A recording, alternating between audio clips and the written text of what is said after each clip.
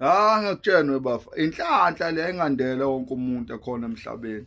Ayandele wonke umuntu emhlabeni. Inhlanhla yalabo bantu abakhethiwe. Yabona mfethu mina uShembe, Shembe woNkulunkulu bafo kimi. Yabo esiphandla lesengisifakile. Mina ngizalwa indoda eyathanda isibongo sakubo. Kanti komalumbaya bayikhokhelanga bayenzela ngalutho. You understand? Komalumbaya bayenzela ngalutho. Ngaxolisa mfethu ukukhuluma ungahloniphile.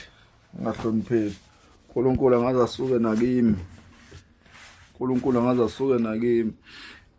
Manje wena bafu wasuka ubaba wabuyela wasuka komalume wakhe wabuyela ekhaya kithi kaDube. Baba wakaDube sakhulela kaDube wahamba ubaba emhlabeni. Lasala usize ekhaya. Amukho umuntu umfowethu omdala kuphela nje kade esebenza ekhaya. Kuyena yedwa nje kade esebenza. Thina lutho sihleli ke esontweni ngenxa ukuthi sithanda uShembe. Ngelinye ilanga ngase ngiba nenhlanhla ke nami ukuthi ngibe phambi kwenkosi yamaNazaretha.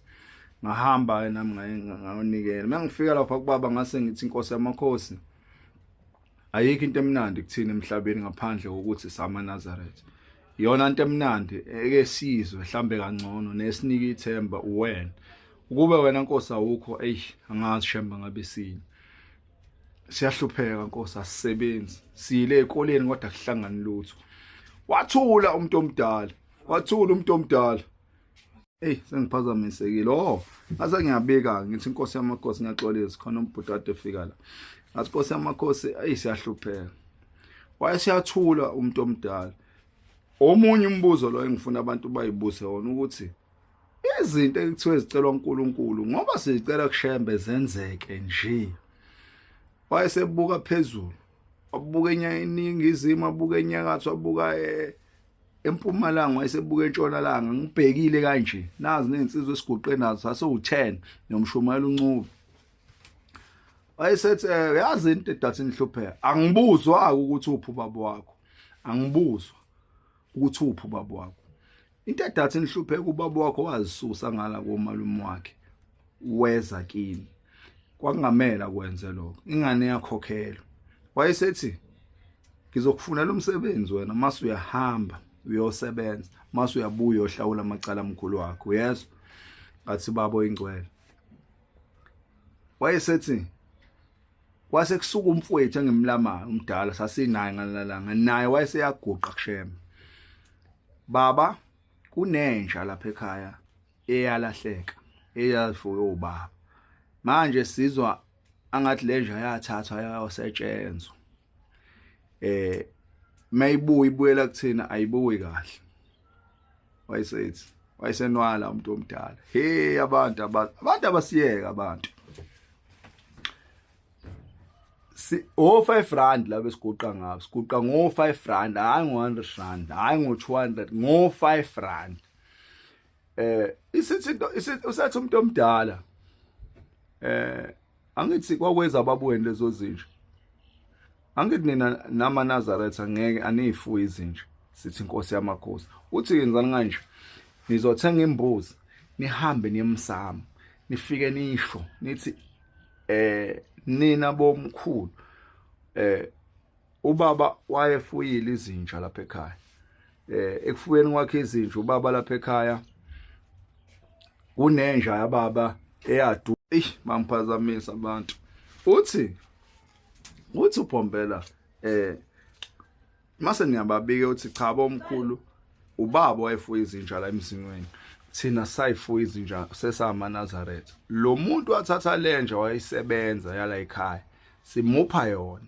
Nazo zonke lezi zinto ezenza enjeni simupha zona ngoba thina sakuyisebenzisa inja lapha ekhaya. Bafu. Awuthola umsebenzi ngakhokhela ikhehla. Ngihamba ngako malume kaBaba kaZondi. Ngithi mina enkosini baba ubaba wayejwayele ukuthi uzalwa yedwa kubo. Lathula lathi laselithi ayikho lonto. Bakhona abafowabo baba wakho. Bakhona omalume baba wakho. Nikhona nomndeni.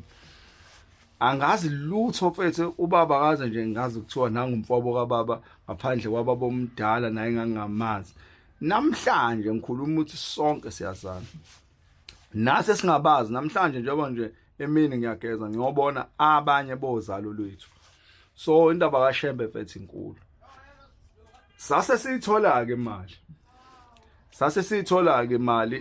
sase siyithola imali sahamba sayothenga imbuzi sahamba ke siyobika ke manje ukuthi namhlanje sizosho ukuthi lapha ekhaya kunenje yalahleka angithi manje ufuna siphume ngesikhathi sokwenza lo mcimbi wenja sobika imbuzi sibike lomkhulu ukuthi inja kwaweza baba thina izinja sayifuyi kwakuhlangene nangaleli langa kuzofuna singenise omkhulu bethu ayike sigqoke ke eMnazaretha ekhaya mase ngifonele ebuhleni ngifonele ubaba uthi umjondolo wensimbi ogada lapha endlini yasonto baba Macaba ngisize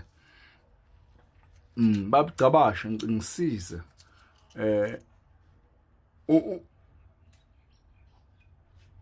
ungibike enkosini namhlanje sinomcimbi esizowenza lapha ekhaya lo mcimbi esizowenza nalo mcimbi walenje kuthiwa yaba khona lapha ekhaya esizobika ngayo namhlanje nayo siyomupha lo muntu owasithatha wayisebenza siyacela uNkulunkulu abe phambili wabika kubaba yayisithi inkosi sibusise siyobafica emasangweni 5 to 12 ebusuku siqoka eMnazaretha siphume ke manje sesiyoqala ke silanda abantu basekhaya sikwazi ukungena nabo mase siyababikela ngesha masiqhamuke esangweni emuzo sekhaya useduze nomgaqo wehlala masiphume ekhaya siye esangweni yaqhamuka lenja bafo ngiyayazi ngamehlo cause lento yaduka lenja nje ngisamncane ngikhumbula kahle bafo yaqhamuka emfuleni ngasekhaya yanyuka lenja siye esangweni nansi ngiyayibona lenja ngoba mina engihamba phambili ngiyayibona lenja kuthi angibuze laba abantu engihamba nabo uthi ngiyayibona nansi nje yababa yayisiyadlula yama ngasesangweni yayisiyadlula masiguqa sithandaza sicela kokhokho sibacela ukuthi uthe ubaba sohlangana nani la sesizonilanda sihambeni siyobona ekhaya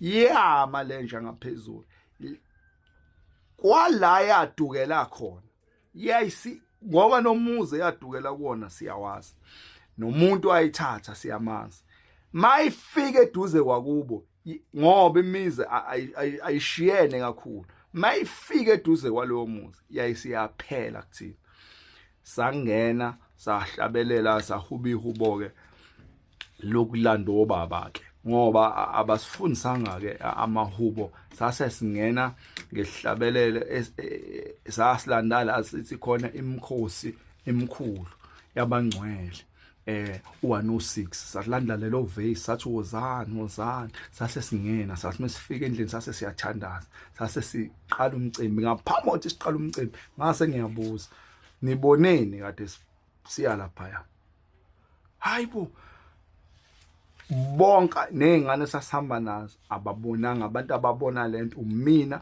nodadewethu ongilamayo uthi ngibonile Thami inja eqhamuke yenza kanje ngathi uShembe izwi lakhe elokugcina nganzakithi emhlabeni ubesivezela ukuthi nansi inja yababuya naba abanikazi bayo ngiyobanika namhlanje ngithi mina kuwe wena osafisela abantu into ezimbi yeke lo ngoba uNkulunkulu ukhona emhlabeni uyayithatha intembi oyenza kumuntu ayibusele kuwena masibuya ibuyisa iphindwe kasikhombisa kumbe ngoba unali ikhambi lokulapha lento uyifuna ukuyifaka kumuntu mhla ikuwe uyolithatha phi ikhambi lokuthi uzelaphe wena kade ufuna ubulala umuntu ngento ongakeze uyilapha basazohlupheka abantu zisazohlupheka izingane zenu nina enithanda ukwenza into ezimbi kwabanye abantu